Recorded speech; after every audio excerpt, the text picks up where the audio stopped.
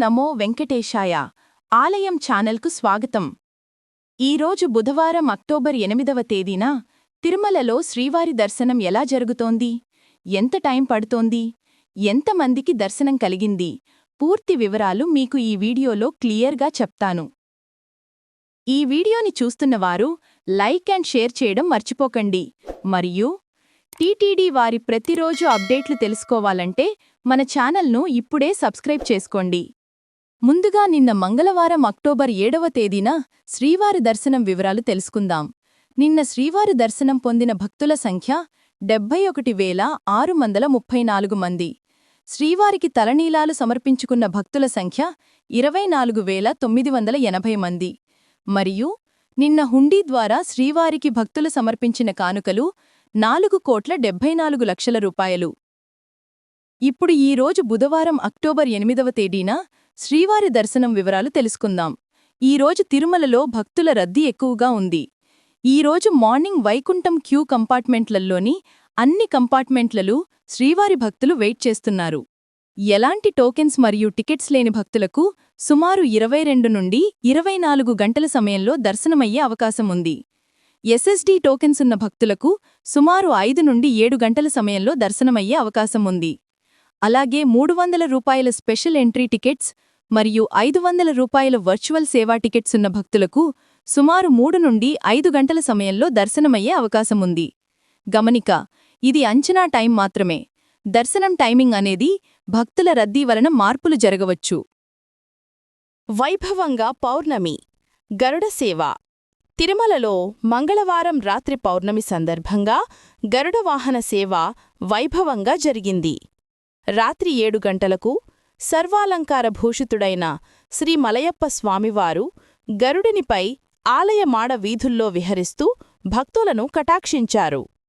ఈ కార్యక్రమంలో తిరుమల శ్రీ శ్రీ శ్రీ పెద్ద జీయర్ స్వామి, శ్రీ శ్రీ శ్రీ చిన్న జీయర్ స్వామి, బోర్డు సభ్యులు శ్రీ నరేష్, పేష్కార్ శ్రీ రామకృష్ణ, ఇతర అధికారులు, విశేష సంఖ్యలో భక్తులు పాల్గొన్నారు.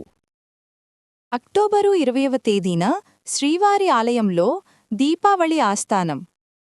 తిరుమల శ్రీవారి ఆలయంలో దీపావళి పండుగ సందర్భంగా అక్టోబర్ 20వ తేదీన దీపావళి ఆస్థానాన్ని టీటీడీ శాస్త్రోక్తంగా నిర్వహించనుంది. దీపావళి నాడు ఉదయం 7 నుండి ఉదయం 9 గంటల వరకు బంగారు వాకిలి ముందుగల ఘంటా మండపంలో దీపావళి ఆస్థానం జరుగుతుంది. ఆస్థానంలో భాగంగా శ్రీ మలయప్ప స్వామి దేవేరులతో కలిసి ఘంటామండపంలో ఏర్పాటు చేసిన సర్వభూపాల వాహనంలో గరుడాళ్వార్కు అభిముఖంగా వెంచేపు చేస్తారు. సేనాధిపతి అయిన శ్రీ విశ్వక్సేనుల వారిని కూడా స్వామివారి ఎడమ పక్కన మరొక పీఠంపై దక్షిణాభిముఖంగా వెంచేపు చేస్తారు. ఆ తర్వాత స్వామివారికి ప్రత్యేక పూజ, హారతి, ప్రసాద నివేదనలను అర్చకులు ఆగమోక్తంగా నిర్వహిస్తారు. దీంతో దీపావళి ఆస్థానం పూర్తవుతుంది.